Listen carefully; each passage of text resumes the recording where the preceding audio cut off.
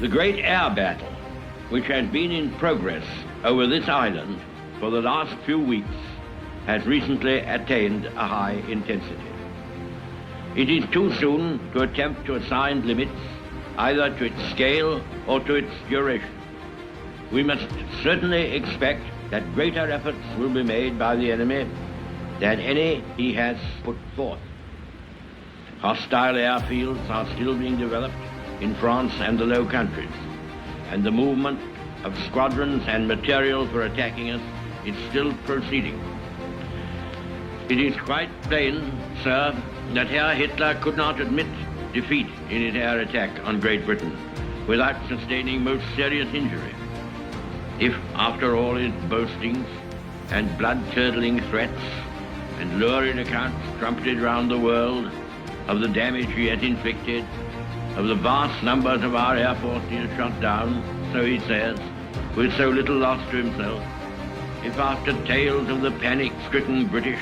crushed in their holes, cursing the plutocratic parliament which had led them to such a plight, if after all this, his whole air onslaught were forced, after a while, tamely to peter out, the Führer's reputation for veracity of statement might be seriously impugned.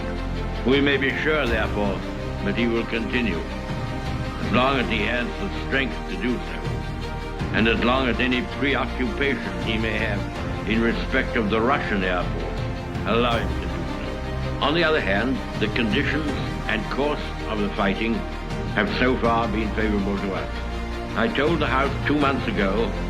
that whereas in France our fighter aircraft were wont to inflict a loss of 2 or 3 to 1 from the Germans, and in the fighting at Dunkirk, which was a kind of no man's land, a loss of about 3 or 4 to 1,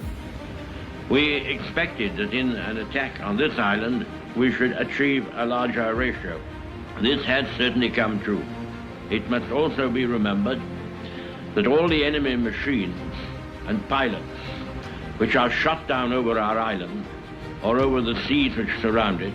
are either destroyed or captured, whereas a considerable proportion of our machines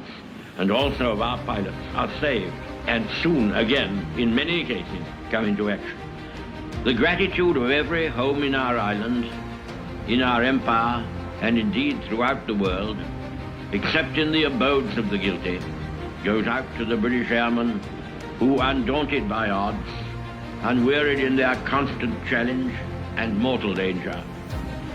are turning the tide of the world war by their prowess and by their devotion.